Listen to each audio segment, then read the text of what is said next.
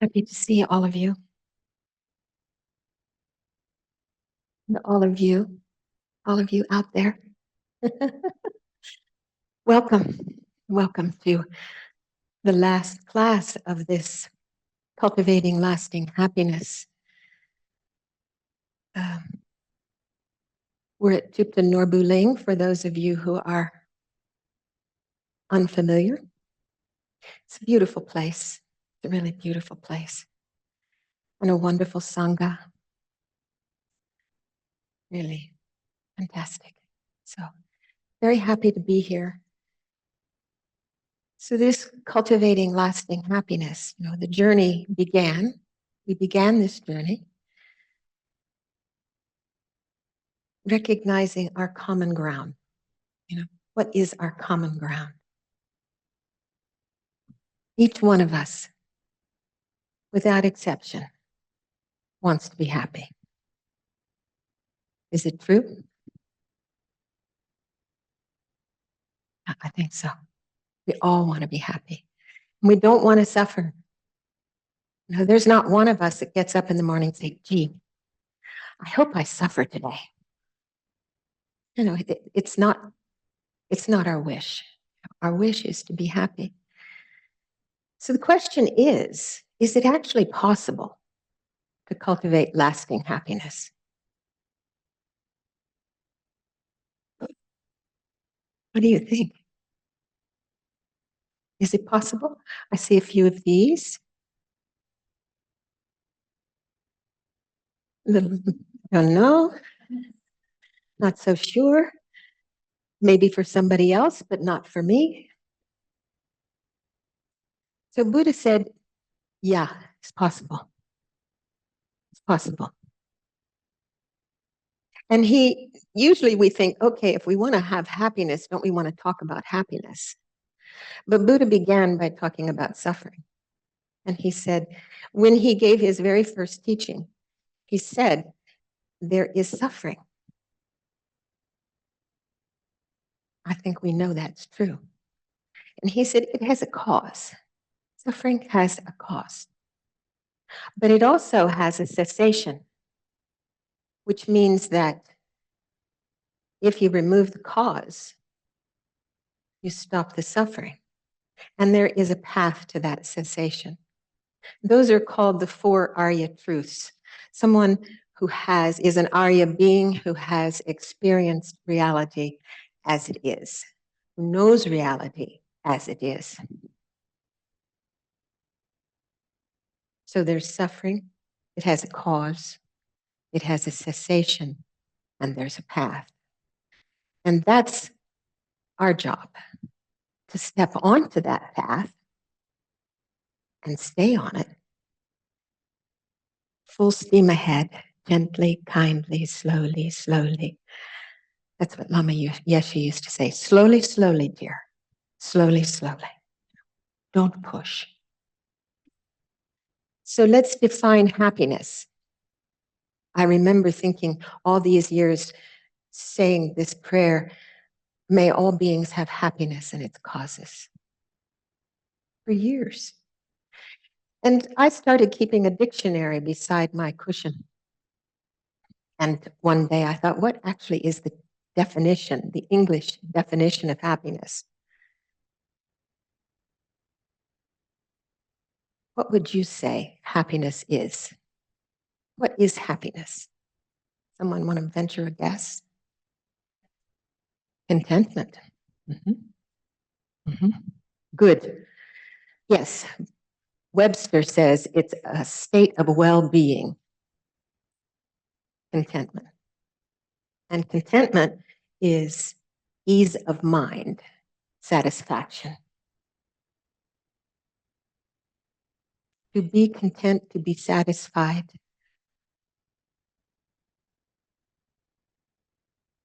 So maybe it's possible to have lasting happiness, to discover the causes of happiness, which is something that we have been exploring. And it's something to continue to investigate whether or not it's true. It's not just, because Buddha said it's like this, He told his disciples, don't take my words. You must investigate. You must examine. You must thoroughly understand how the mind fabricates its experience of the world until you have no doubt in your heart. So the tool that we use to determine how the mind fabricates its experience is meditation. So I think we'll begin settling ourselves right now into a little meditation, okay? So if you will take a meditation seat, something that is comfortable for you, holding a posture of dignity, which allows your spine to lengthen and straighten.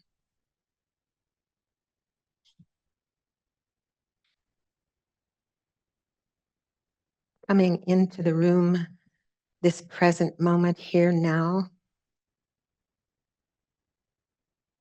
leaving behind what went before or what might come later, and just settle into present moment awareness.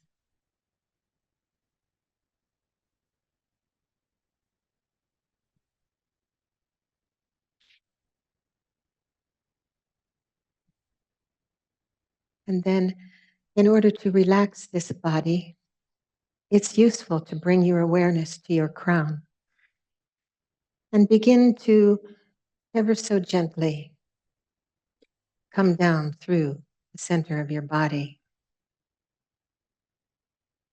And wherever you find any tightness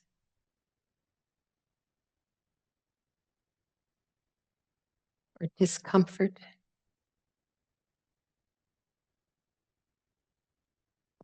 allow your muscles to soften and relax around your eyes, your jaw,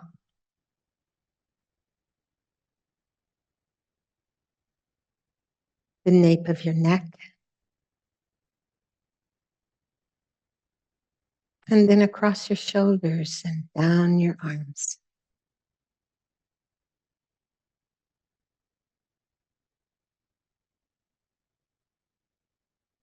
All the way to your fingertips, and feel your hands resting gently in your lap.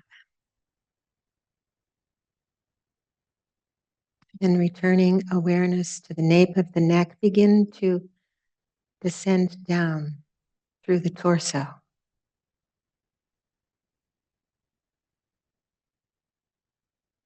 Your upper back and your chest. Just a warm light, softening down to your small of your back.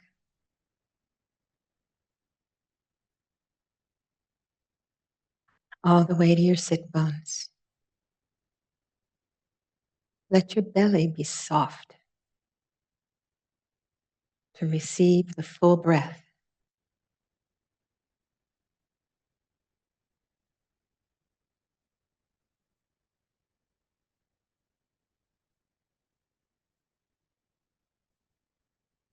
Let your glutes be soft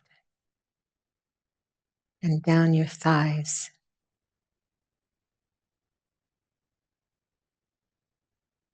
Past your knees, down to the soles of your feet.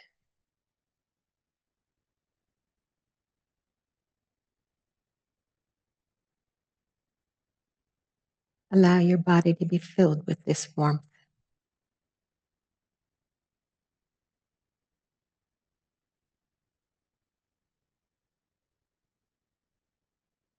In a state of relaxed and peaceful ease.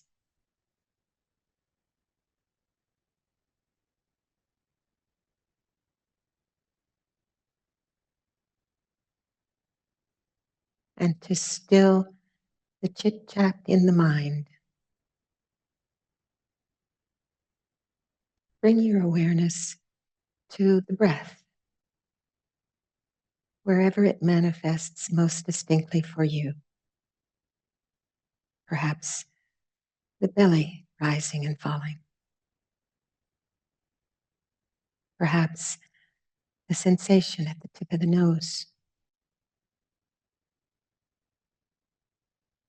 or perhaps the sensations in the entire body, whichever is most comfortable for you.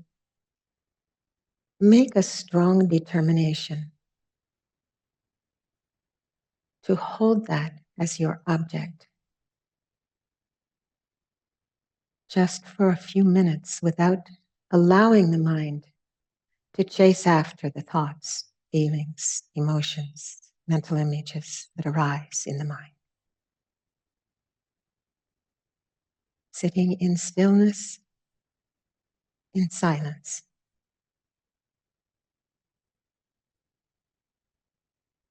And if you get lost chasing a thought, gently, kindly come back to the breath with a homecoming.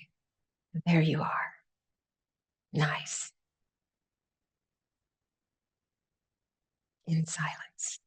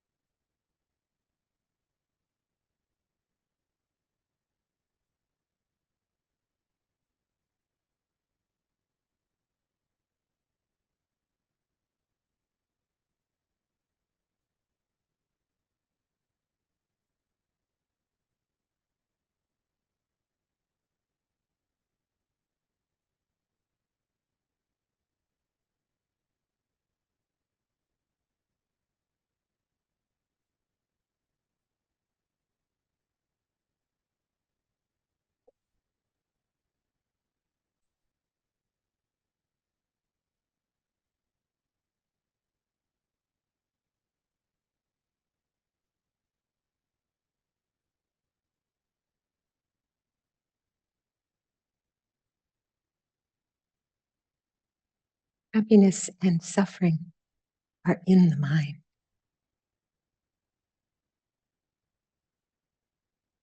For us to stabilize our concentration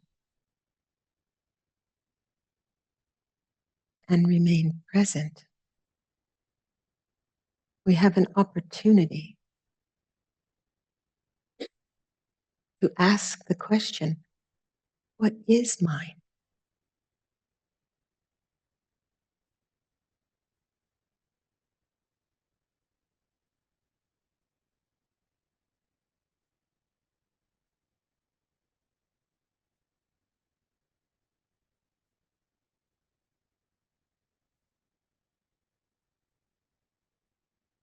We see concepts dancing through our awareness. Where do they come from?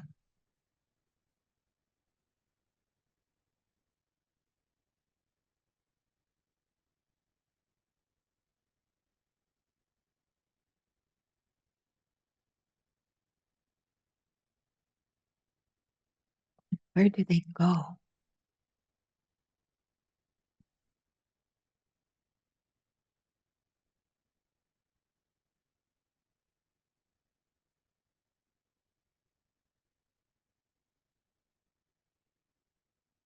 And when I have an opportunity to actually see a gap between thoughts, feelings, appearances in the mind, what does that space look like?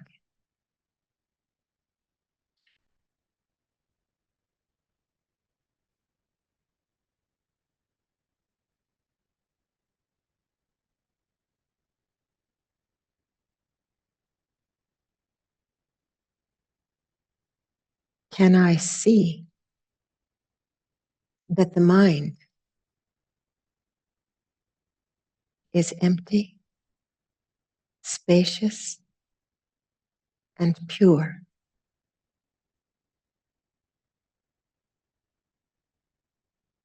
This mind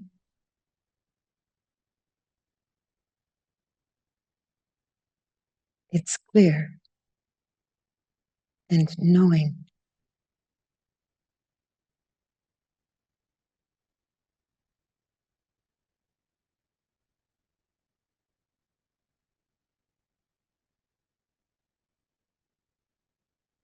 And if that is true, that mind is merely pure awareness, naked awareness,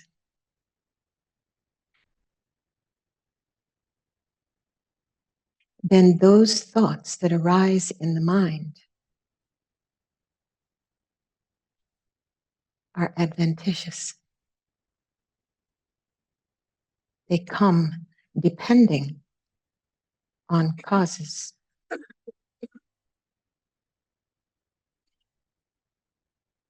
And conditions.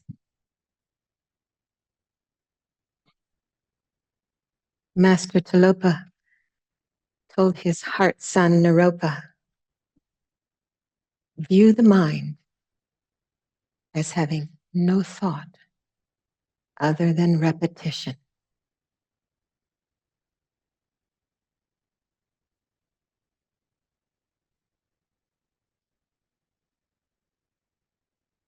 And you see,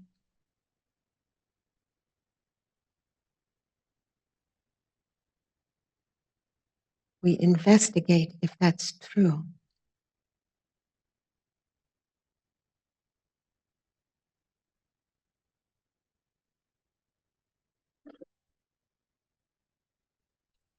Because that to which we attend in the moment becomes our reality.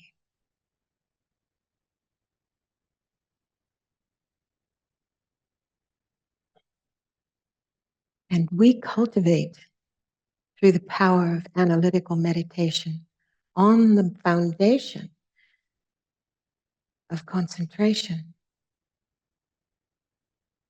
We cultivate virtuous states of mind, the kind of attitudes that bring happiness.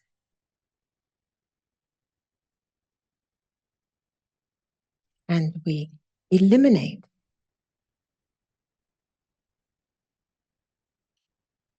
those thoughts that do exactly the opposite.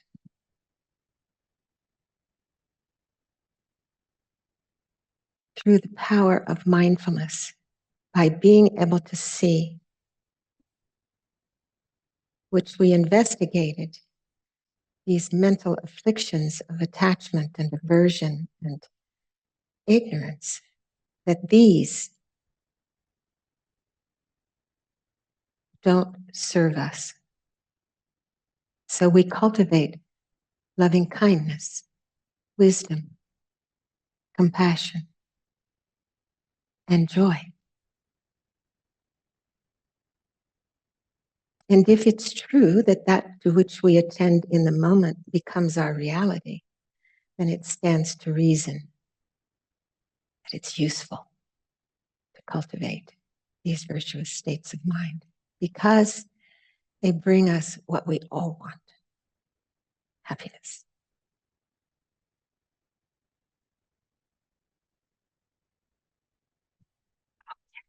Thank you.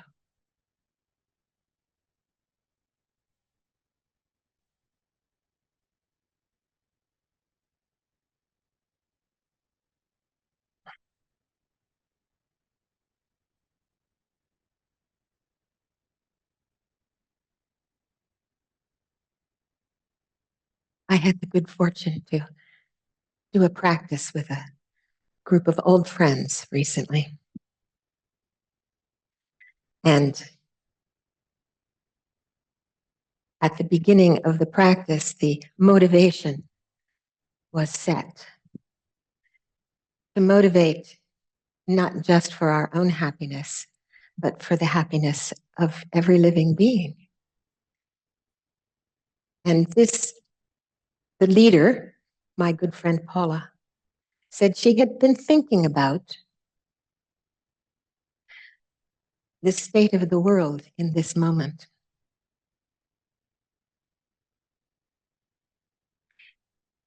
And what she said was really resonated with me because I've been reading a book that was given to me by my partner.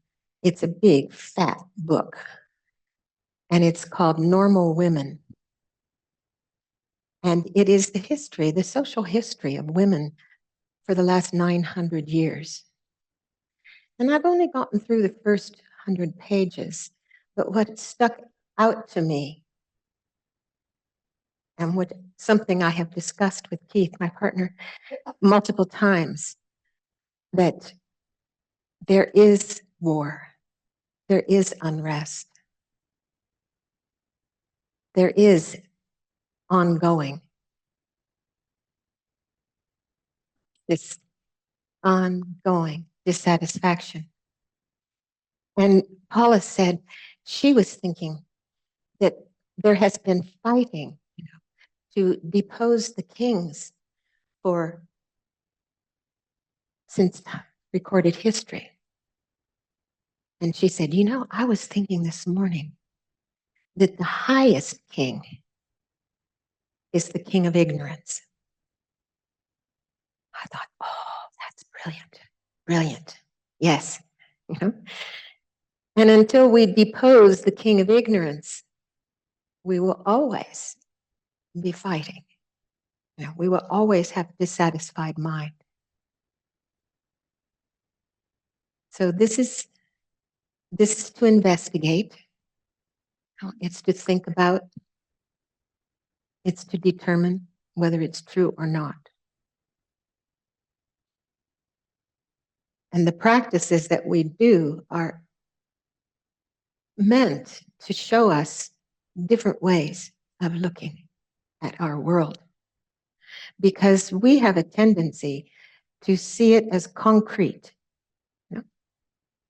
There's the world out there, and it's exactly as I think it is, and therefore I react either with attachment or aversion. I want more, or I want much less. None of it. So this is for us to investigate.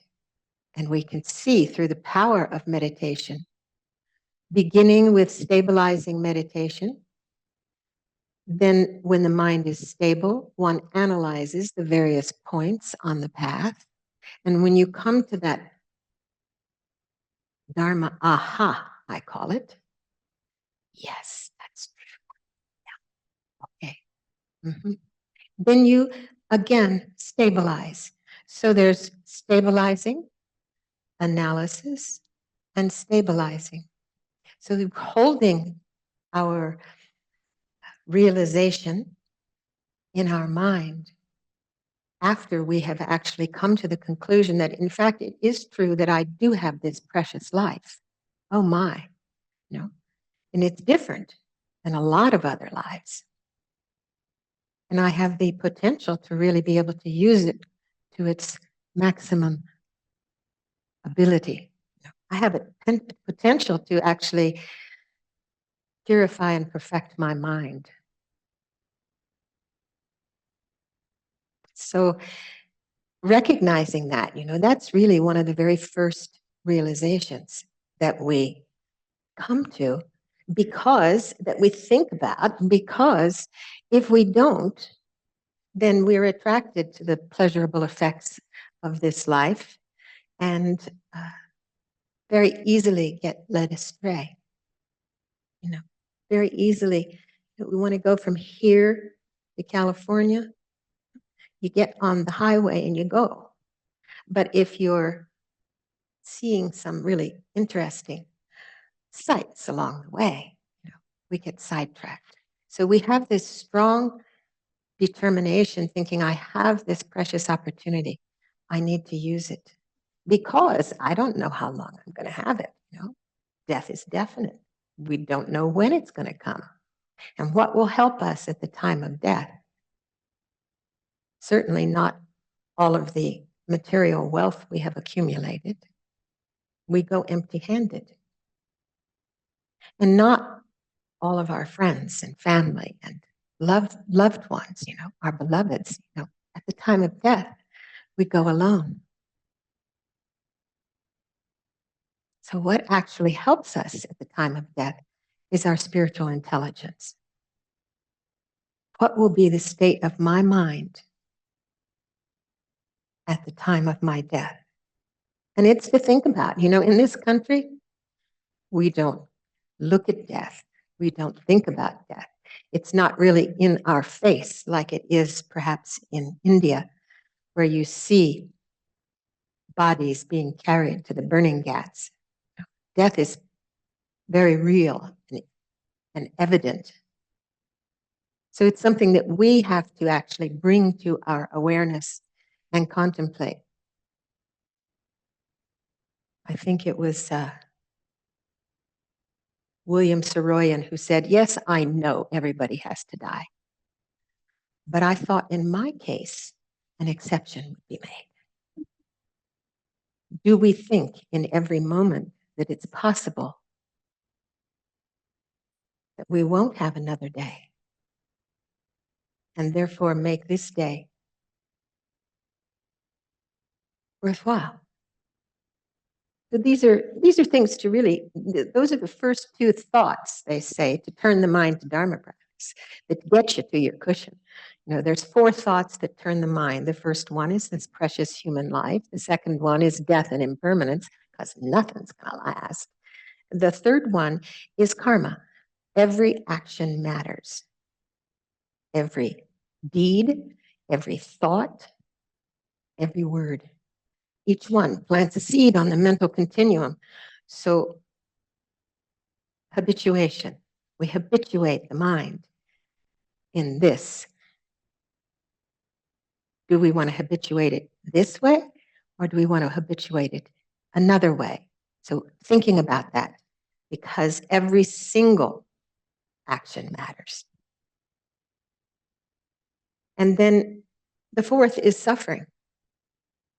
To really think about the suffering of cyclic existence, the suffering of not getting what you want, getting what you don't want, losing what you love, being dissatisfied, uncertainty. That's a big one. We don't really think that uncertainty is a suffering, but it is if you look at it. So there's the lists. You have the potential to go and look at the lists and then say, is that true? Is that true? Is that true?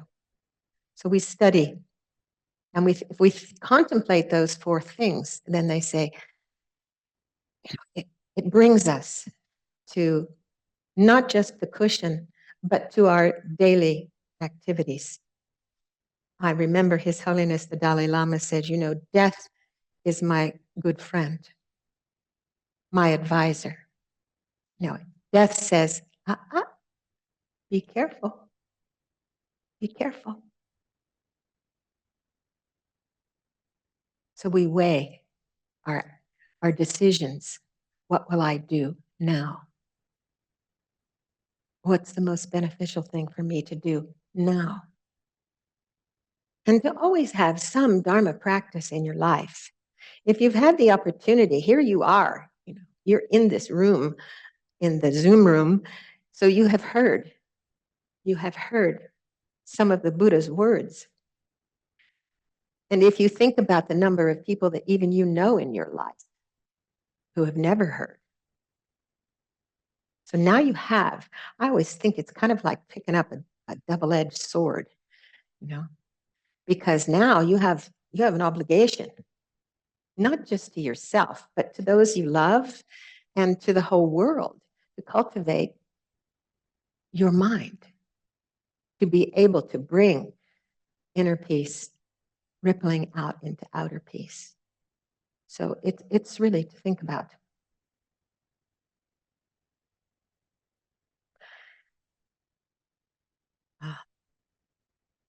This course, it had 4 components. The first one was the common ground, the fact that we're all in the same situation of wanting to have happiness and still rushing toward the causes of suffering. And that we need to cultivate mental balance. That's the second one. Cultivate mental balance through the power of meditation, stabilizing and analytical meditations, and also through equanimity, cultivating equanimity. We did some of that. The third one is warmheartedness. You know, we're very familiar with bodhicitta. Those of us who have been in this tradition for many years, you know, cultivating bodhicitta, enlightenment mind. Bodhicitta is a mind that wishes to reach enlightenment in order to free all beings, to be there for everybody else. And warm-heartedness is cultivated through the power of the 4 immeasurables, which we will look at today. And the fourth one is wisdom, to really understand how the mind fabricates its experience of the world. Think about it. We think the world is coming to us. We don't realize that our experience of the world is coming from the mind. But if we look, you know, it doesn't take too much looking to see that the same situation can be seen this way or this way,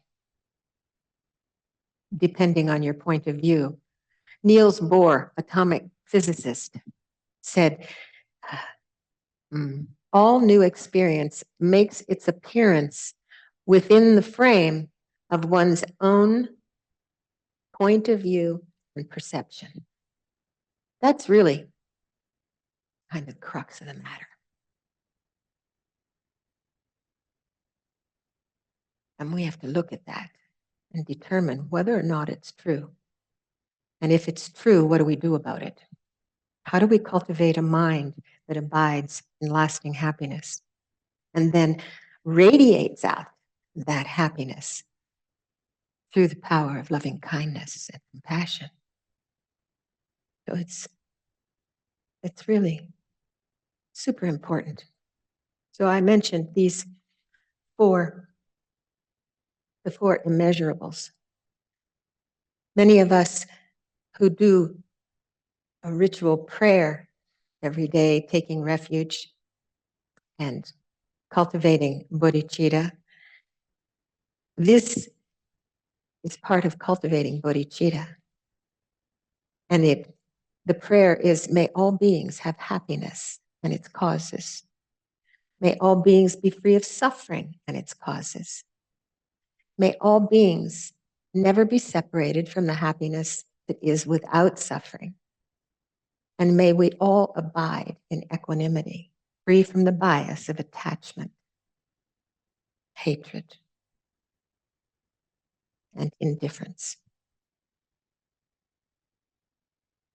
So if we think about these 4, the first one, may all beings have happiness, and the causes of happiness is Maitri in Sanskrit, Maitri.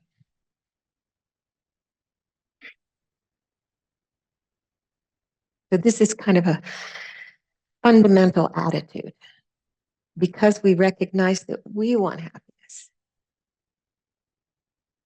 So we say, may all beings have happiness and its causes. And if at the end of this prayer, we think, I'm going to help us have that, may I be able to do so.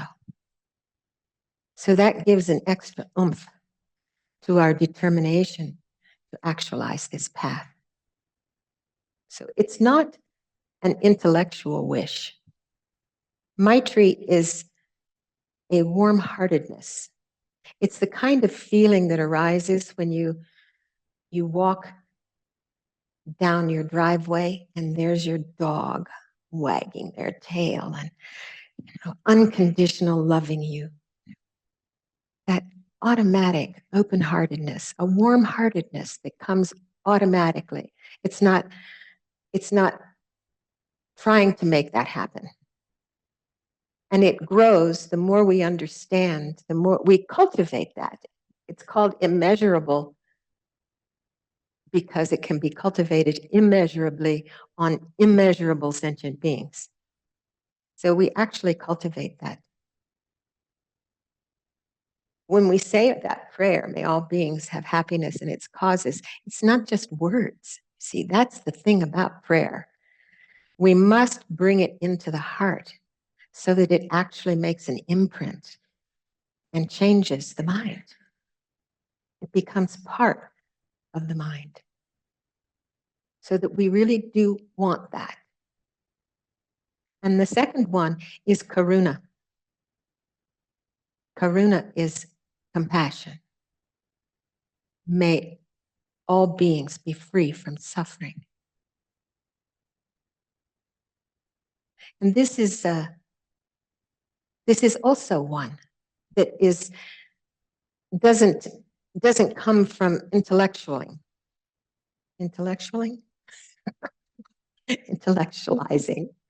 It comes automatically because you care. We're developing a caring attitude. We talked about that last week, the caring system, and the benefit of having an open, caring heart, a heart that cares about the beings that surround us. So it's one of those that it's a fundamental attitude that wishes everybody to be free of suffering. And then we have to think about what is suffering? What are all those sufferings? When we see someone who just doesn't know which way to go, to see the uncertainty, we see the suffering and we wish them to be free of it. And this kind of an attitude wants to do something. It's not a, oh, poor you. Gee, that's too bad. It's, I see your suffering and I would like you to be free of it. And if I can, I'll help you be free of it. It's a really beautiful, warm heart. So we know when we see someone who is suffering, see there is it's painful. We don't want them to suffer. So we do want to do something. But at the same time, we have to realize that sometimes we can't do much. But we can at least hold a hand or offer a wish. We can see it and witness it and have this attitude of empathy, compassion, wanting to help. So truly, science says we do have animals, humans, we do have these, both love and compassion. Just to what extent? How much has it been cultivated? We can see in animals. I love the nature documentaries showing the animals helping one another, loving one another, taking care of one another. The third one is mudita, and this is joy.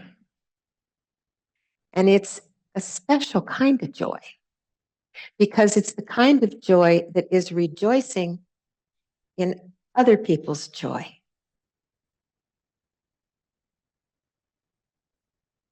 So this is very good at countering things like jealousy, envy. We're rejoicing in what you have. And this also is something that comes from the heart and can be cultivated. Because we can see when we cultivate empathic joy or sympathetic joy, it feels good. Oh, and His Holiness the Dalai Lama says, it's rejoicing is the best thing that you can do. It doesn't take any effort at all to actually cultivate that warm mind, warm heart when we rejoice. Because rejoicing, joy, feels good. But it doesn't automatically come. So we can see the third or the last one is upeksha, which is equanimity. Having this balanced mind. Not one that goes straight toward the ones we love and turns away from those we don't love. And then is just simply indifferent to everybody else. No, this is something that we cultivate that is like, just like me, all beings want the same thing and should have that. And how can I help that happen? What can I do?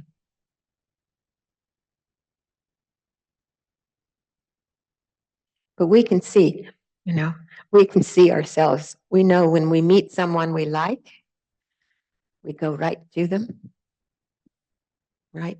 Oh, you walk into a room, and you look around, and you gravitate right straight to those that you like and not so sure about. Maybe you don't even ever talk to those people. What is it that gets in the way of this warm-hearted equanimity? What gets in the way?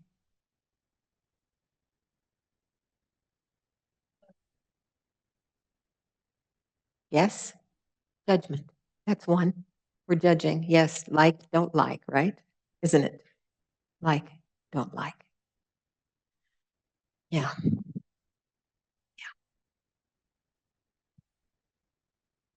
Attachment and aversion.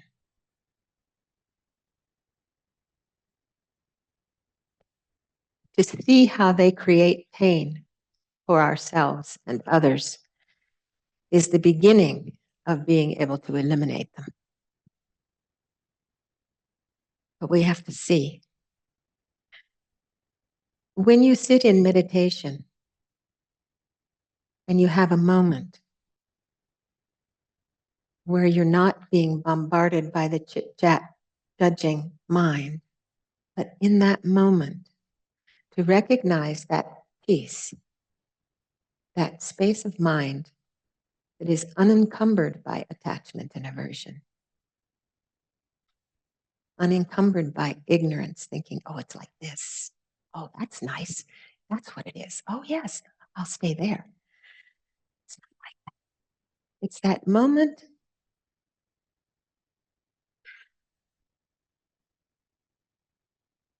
It is the moment when you are actually able to get in touch with the true nature of your mind and see that that's your true home.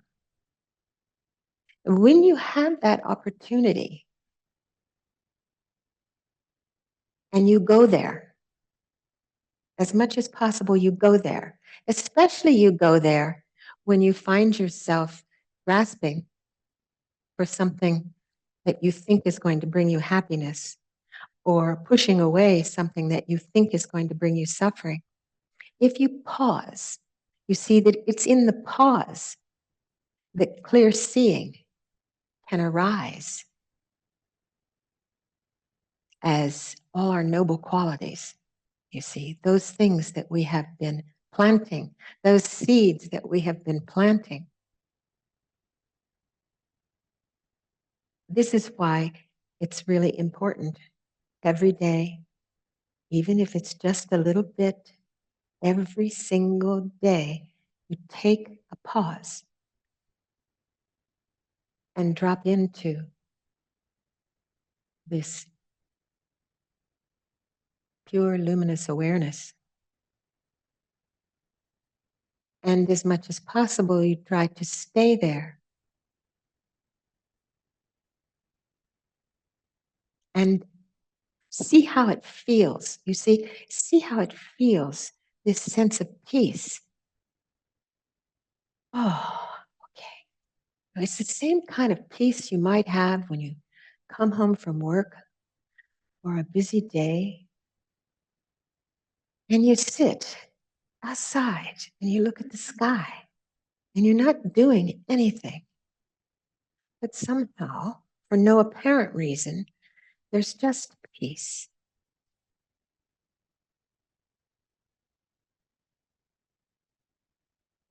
We must discover that because that's our birthright, you see. That's there. It's there all the time. And once we have an experience of this, we have the ability to turn in and cultivate love, compassion, joy, and equanimity. To cultivate compassion and wisdom. So just imagine if we lived in a world where everyone was cultivating these 4 thoughts.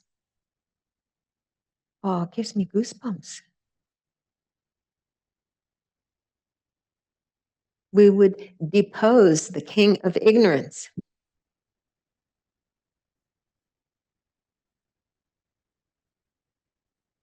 Which also brings me to a point of recognizing that even those beings who are difficult want happiness.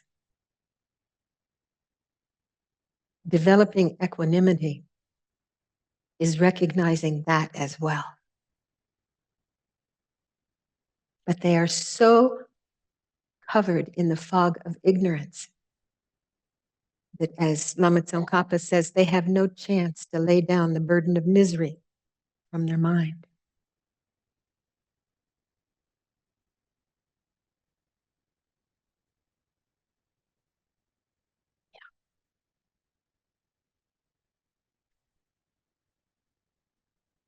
Difficult to see, but very worthwhile to cultivate that attitude of equanimity, because with an attitude of equanimity, it expands our awareness. We don't just put the blinders on and go for the things we like. We see, and then we have a chance to grow and develop and cultivate using the wisdom of discernment. What is the best way to go in this moment?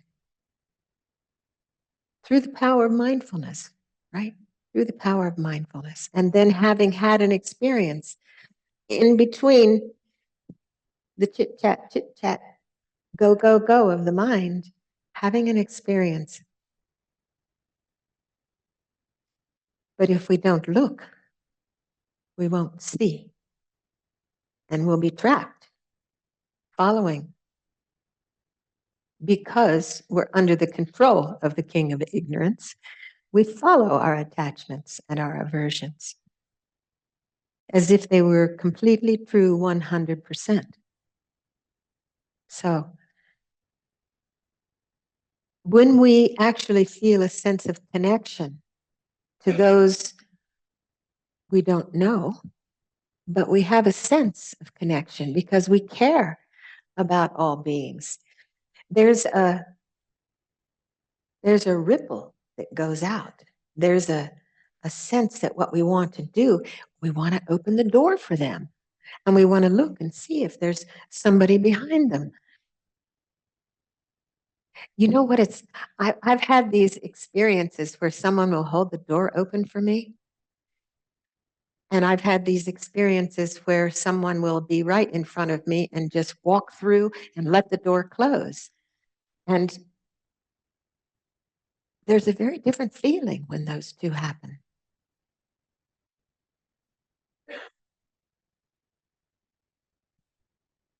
So we can think about our own actions if we're mindful enough to have our antenna up, looking for ways to be able to help others.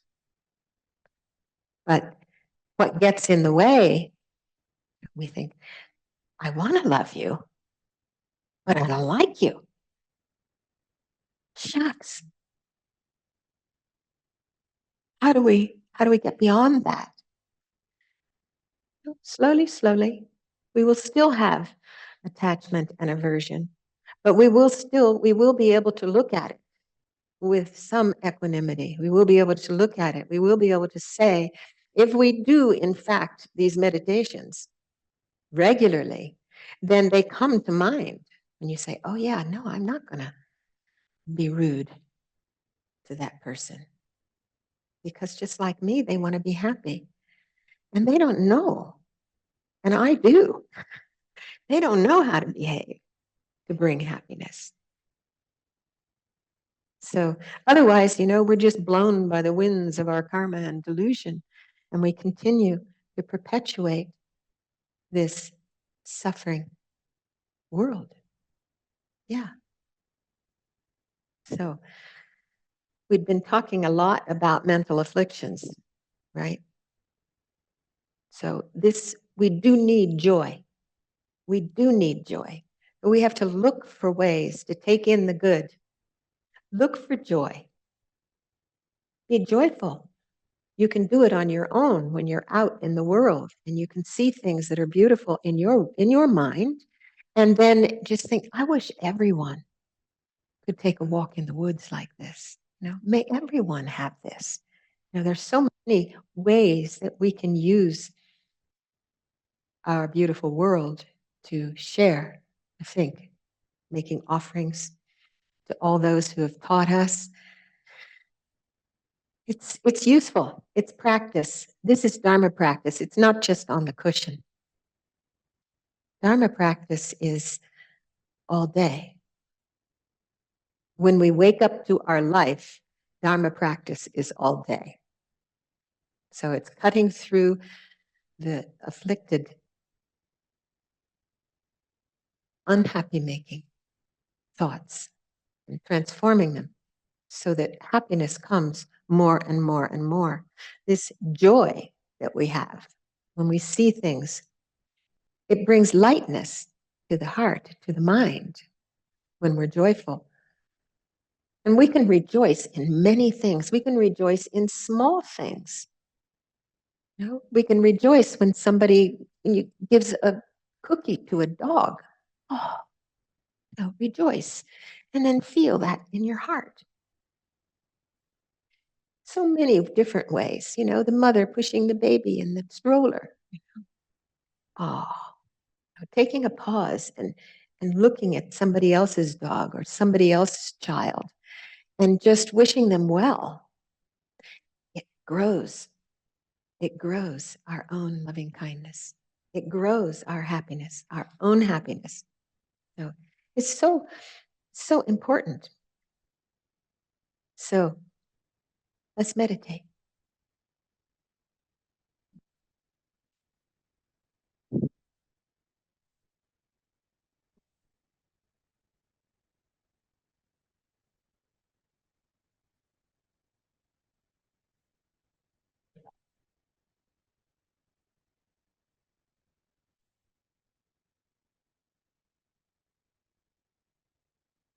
Settling into a state of present moment awareness with a wish that I might actualize my full potential to cultivate my immeasurable love, compassion, joy, and equanimity. Imagine, if you will, in front of you, a small sphere of light, and let it be the nature of all the love of the universe. And you can bring that by visualizing a lot of light coming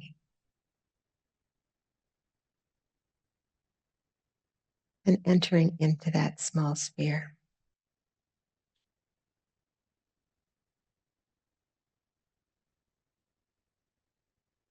And then connecting with our purpose, thinking, okay, it's not just about me, but it's about what I want to bring to the world. Imagine loving kindness and compassion and wisdom filling the world.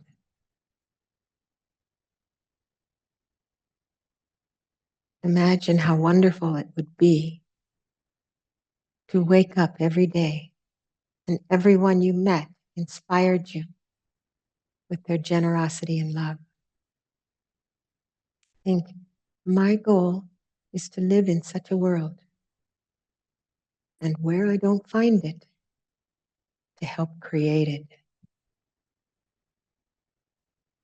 So allow that small sphere of light to descend down through your crown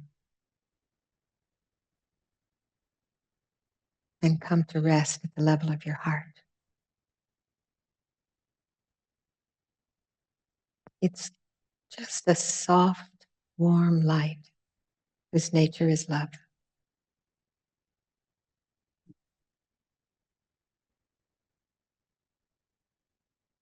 And then think, how I long to have happiness and freedom from suffering. May I be happy.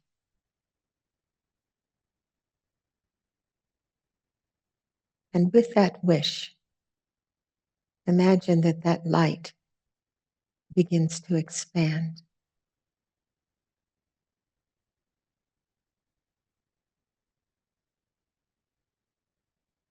You might allow the breath to energize it as you breathe in.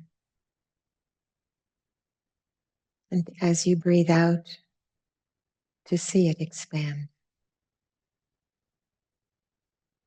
May I be happy.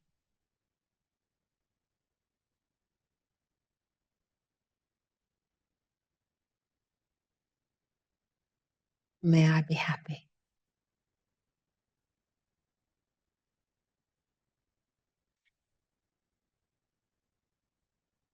And as your body is filled with this loving light, think, I am loved.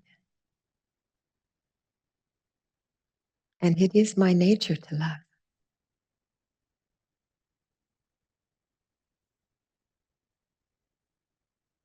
And now, if you will, recall someone that you care deeply about and bring them before you.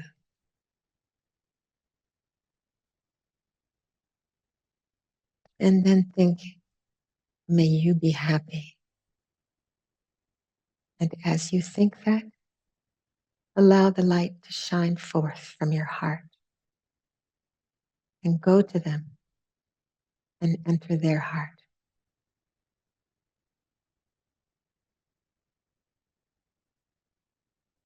May you be happy.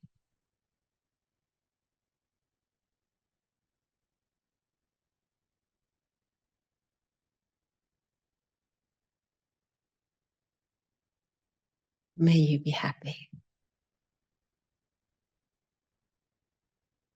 See them filled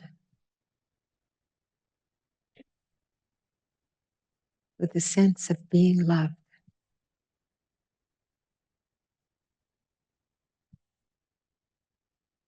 And let your heart be glad.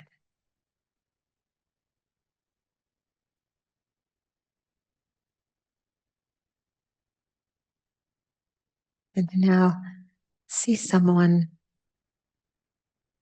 you might call a casual acquaintance, someone perhaps the clerk at the bank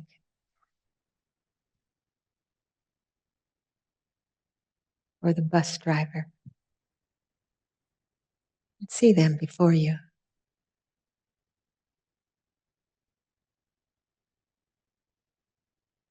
and think, may you be happy.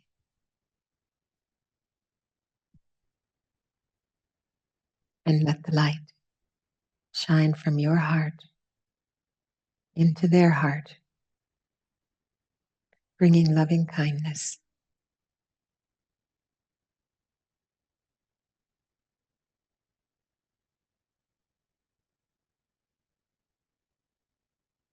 May you be happy.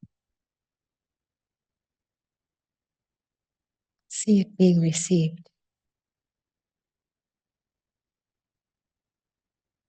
May you be happy.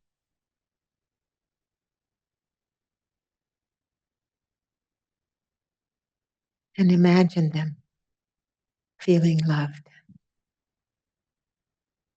smiling, content.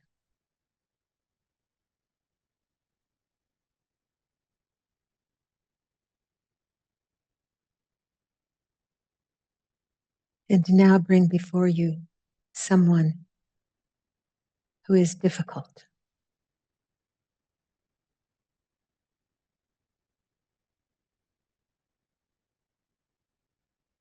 And realizing that just like me, they have joys and sorrows. And just like me, they want to be happy.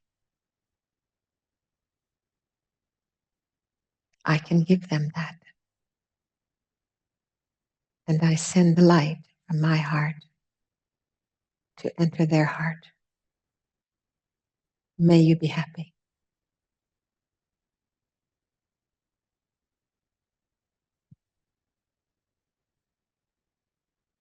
May you be happy.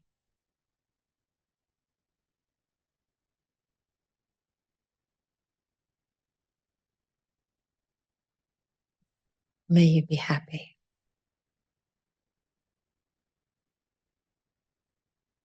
And imagine that they receive that love, and feeling loved, they are content, at peace.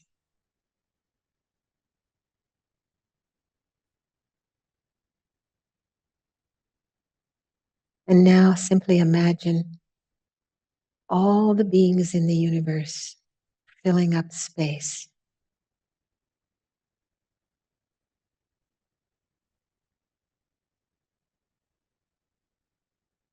And think, may we be happy. And allow that light to pass through all the pores of your body in all 10 directions. And go to every living being. May you be happy. May we all be happy.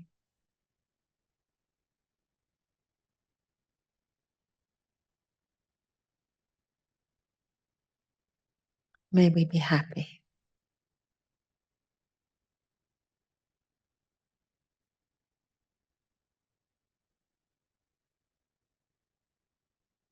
May we be happy.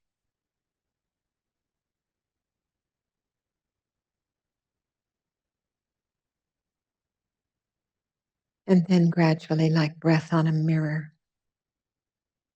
allow that light to begin to contract back.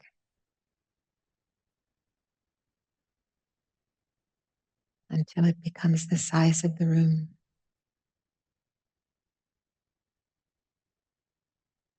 And the size of your body. And then just a small sphere of warm, loving light that rests right there at the center of your heart.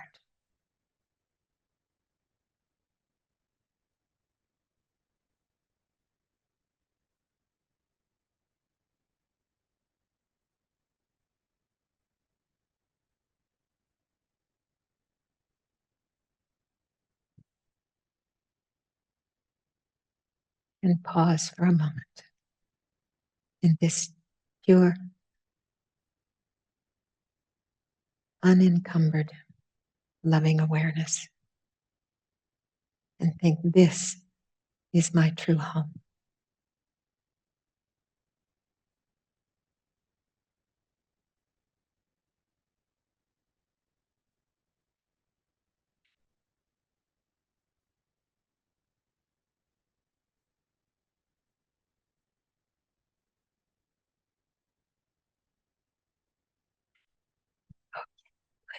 Thank you. My, how time flies when you're having fun. Oh, there's always so much more. But I think we maybe have to take a pause. But there's one more bit that I want to share, because there was um, one more exercise to do. But you can do this on your own. So think about this. This exercise, you imagine a difficult situation, perhaps something that you recently experienced with a person. And you call to mind that difficult situation, how you felt, what was your mood, how you acted. And then you ask yourself, what would have helped me to not be, for that situation to not be so difficult? Just meditate a bit like that, analyze that. And then you do something different. You imagine in this same situation, you see, as much as possible, you're bringing this one-pointed awareness to that situation. So you imagine that in that same situation, that you are the other person. And using your imagination, how do you feel? What are you thinking? What's your experience?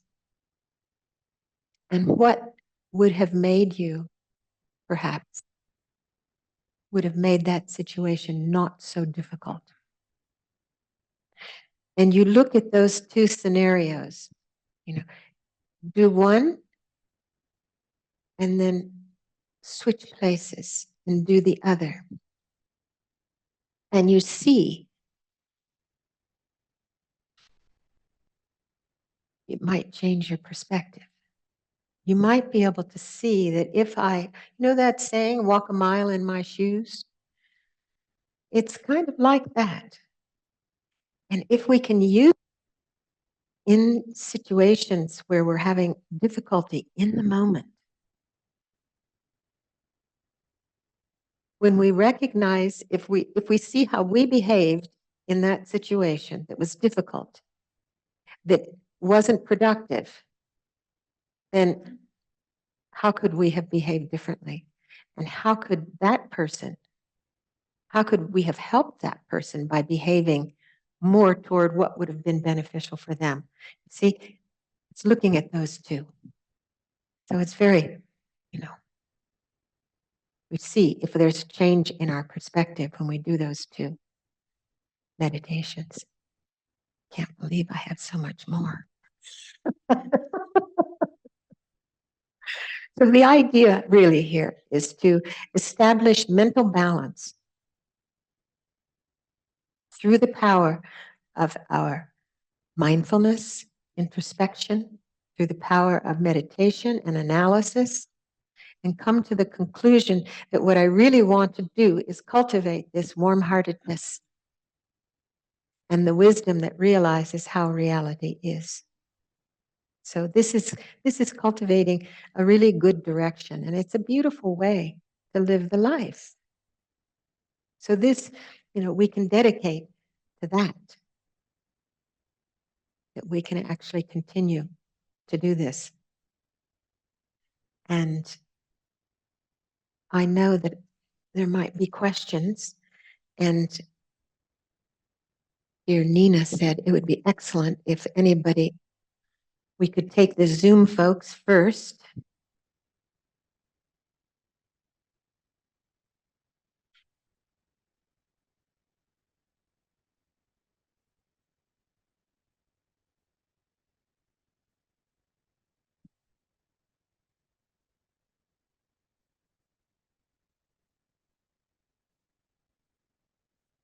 Are you looking for the microphone there? Yes, yes. Shayla, are there any questions on Zoom? Any of the Zoom people would like to raise their hand or unmute?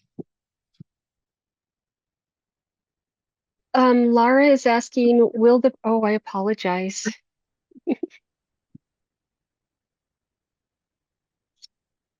Lara is asking, will the practice material be available for purchase as a booklet or book? It is. It is. It's at the fpmt.org website. And also, does Thupten Norbu Ling have it available? Oh, okay, Shayla must have it. So there is a great course manual for this course, for all the courses. And I firmly suggest that you take a look because it has the meditations, it has so much information. This course is just an amazing offering from Hans Burkhardt and Marina Buchet. They're two remarkable teachers from Spain, Cushita, Spain, who have really, they've done such a wonderful job. It's a great offering to us. So, yes, the course manual, maybe it is available. Yes? Good enough, dear? I put the manual in chat, and then the last question was if they could find or where they could find the recordings for these 4 classes, and it's in our YouTube channel for those of you who can't access our things. Oh, I have one more question.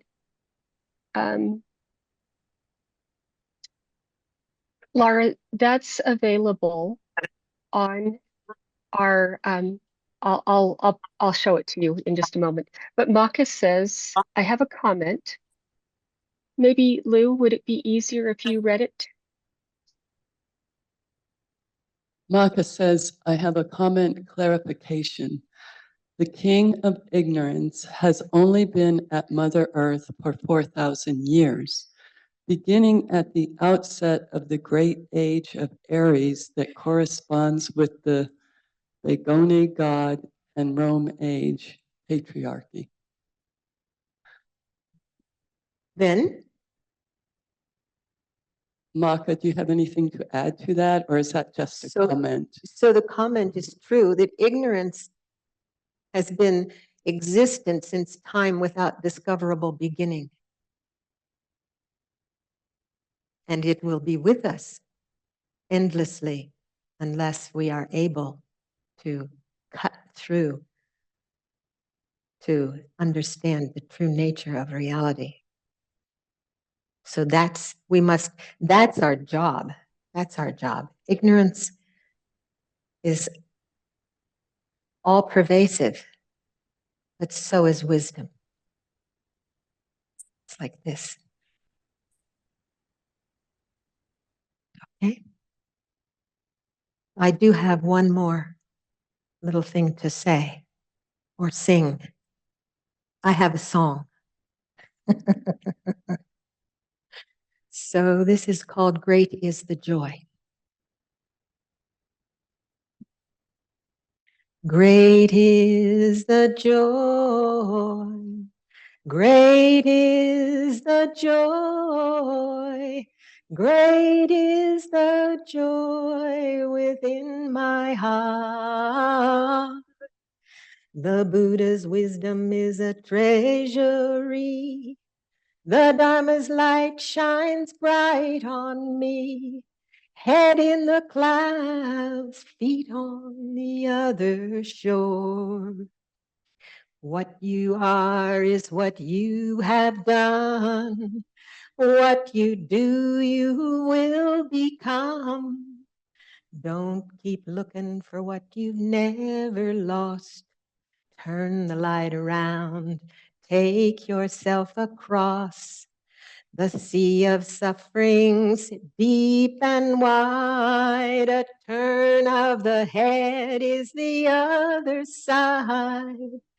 Great is the joy within my heart. Great is the joy. Great is the joy. Great is the joy within my heart.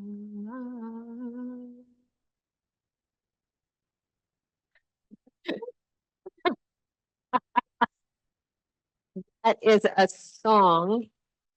That is a beautiful song that was written by a nun, Bhikshuni from the city of 10,000 Buddhas, and I first heard it in the 70s.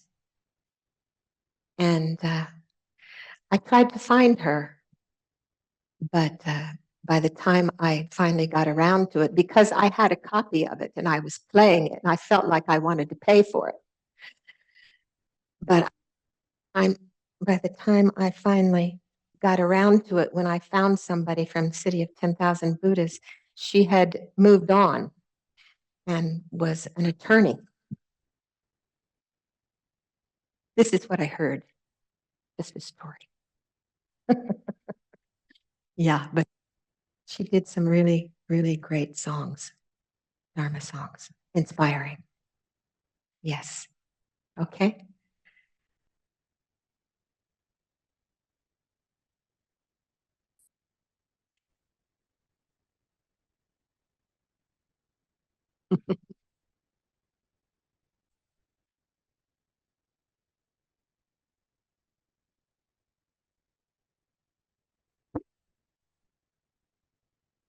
I wish I prepared a thank you song.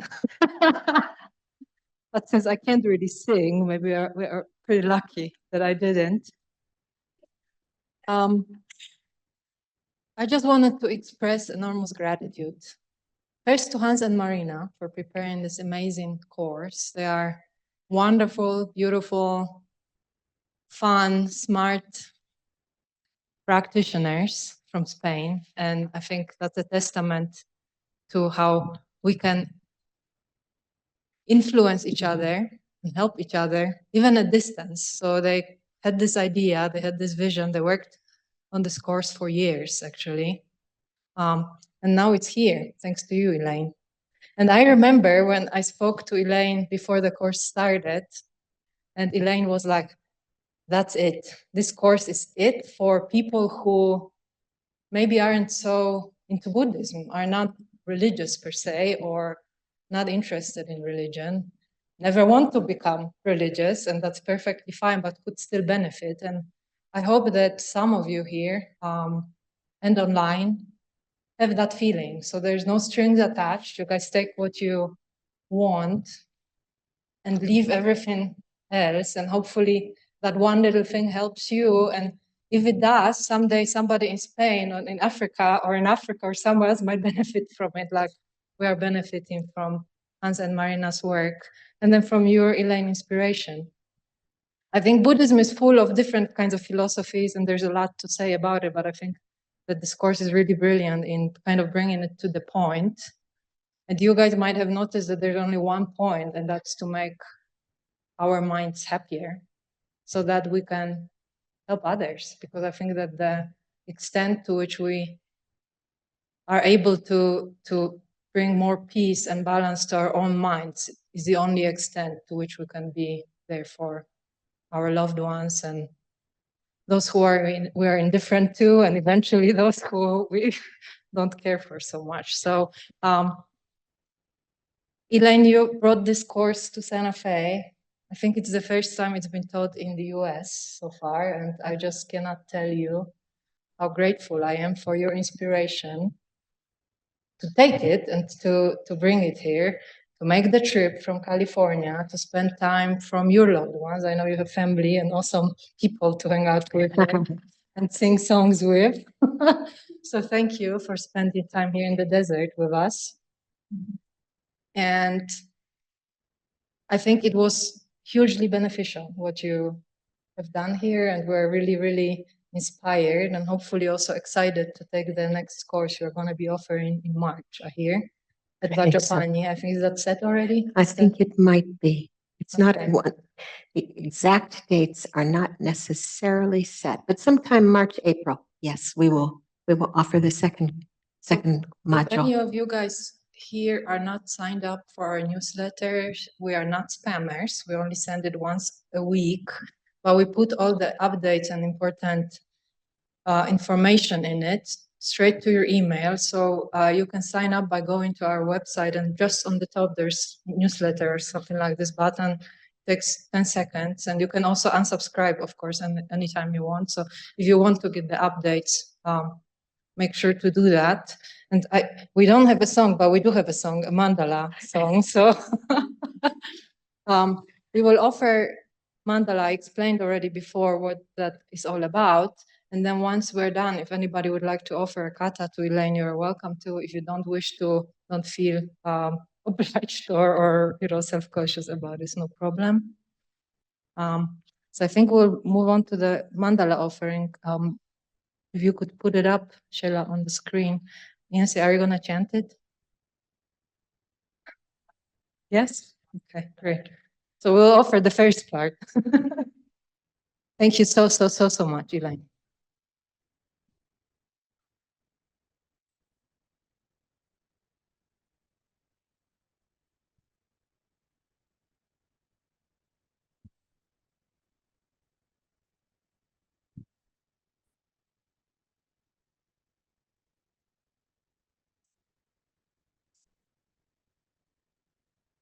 This is the Thanksgiving mandala.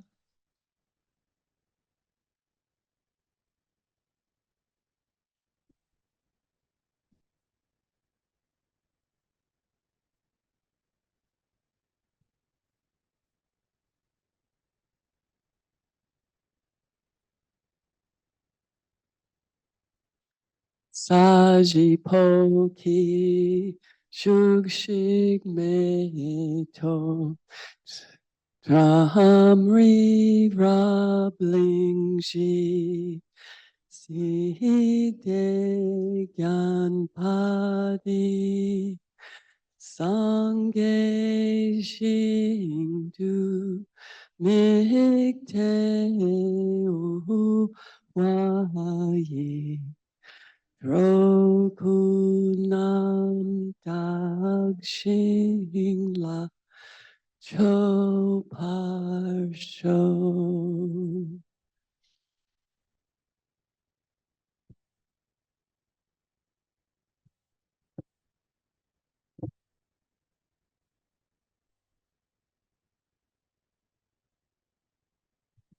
May the Venerable Lama's life be firm, his white divine action spread in the 10 directions. May the torch of the teachings of Losang always remain, dispelling the darkness of all beings in the 3 realms. Idam Guru Radna Mandalakam Niryatayami.